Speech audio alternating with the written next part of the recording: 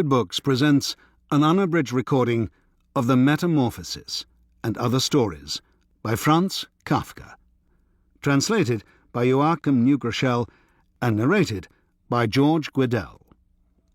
This book is copyrighted 1993 and 1995 by Joachim Neugroschel.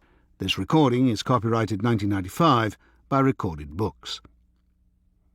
In the bizarre world of Franz Kafka, salesmen turn into giant bugs, apes give lectures at college academies, and nightmares probe the mysteries of modern humanity's unhappiness. More than any other modern writer in world literature, Kafka captures the loneliness and misery that fills the lives of 20th century humanity. The Metamorphosis and Other Stories reveals the author's extraordinary talent in a variety of forms: prose poems, short stories, sketches, allegories and novelettes, and showcases the straight-faced humour, startling psychological insight and haunting imagination for which he is revered as a modern master. And now, The Metamorphosis and Other Stories. Introduction. On-site migration. Our grandparents spoke Yiddish, our parents spoke German, and those of us who are left speak Czech. That statement by a Prague Jew sums up the linguistic and cultural history of not only the Prague Jews, but, by extension, the vast majority of European Jews since the end of the 18th century. During this period, the various Jewish communities in Europe and its colonies have passed from Jewish languages to a few simultaneous and/or sequential non-Jewish languages, and perhaps ultimately back, or forward, to Hebrew in Israel. Outside Israel, this process has shifted the Jews from an ethnic category with a core religion and multiple Jewish subcultures, Ashkenazi, Sephardic, etc., to a religious category whose various communities are scattered through many countries, where they are largely assimilating into the local non-Jewish cultures.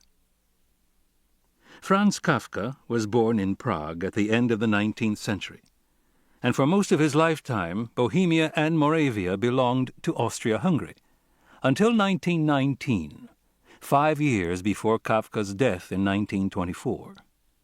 During that era, the Jews in Prague, like many Jews within the dual monarchy and most Jews in the German Empire, were discarding Yiddish in favor of German, the language of the dominant culture, while holding on to their own religious practices and identities. Parallel developments were taking place wherever Jews were, in fact, allowed to assimilate into the language and culture, especially throughout Western Europe, but far less so in the Tsarist Empire. This process of what I would like to call reacculturation began when Napoleon offered French citizenship, nationality, and complete civil rights to the Jews in France. They would thereby become French Jews if they agreed to give up their own Jewish culture and languages, their peoplehood, and maintain only their religious identity. They agreed under great pressure, thus abandoning some centuries-old Jewish languages and cultures in France: Jéhudite, Judeo-Provençal, Western Laz, Judeo-French, and Alsatian Yiddish. Western Laz, incidentally, had helped to provide the substratum of Yiddish during its birth phase in Alsace-Lorraine. In the 19th and 20th centuries, new generations of Central and West European Jews spoke a Jewish tongue with their parents, but a non-Jewish one with each other, and of course with Christians. When Karl Marx or Heinrich Heine wrote to their parents, their letters, still extant, were in Western Yiddish, misnomered Judendeutsch in German. Much later, Bernard Berenson wrote an article about his childhood experiences with Yiddish and its literature, which, however, like many assimilated Jews, he dismissed as irrelevant.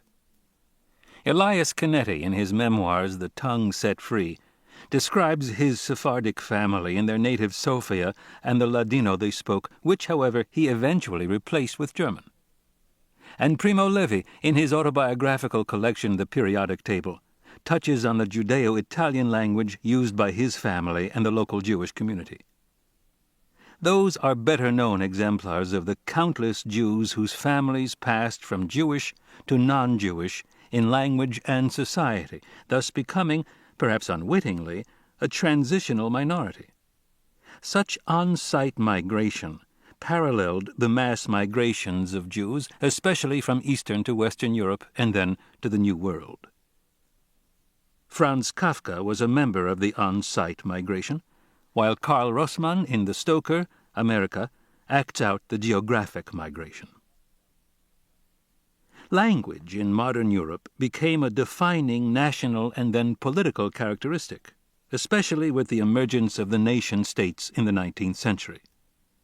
A natural, i.e. biological, rationale was supplied by Darwin, for whom language, and English in particular, was a sign of higher evolution. When describing some aborigines whom he brought back to London in The Origin of Species, he explains that the ones who managed to pick up some English were obviously the more highly evolved in the group. Such thinking pervades all. To keep listening to this audiobook, I've left you a link in the description so you can do it, at no cost thanks to Audible's 30-day free trial.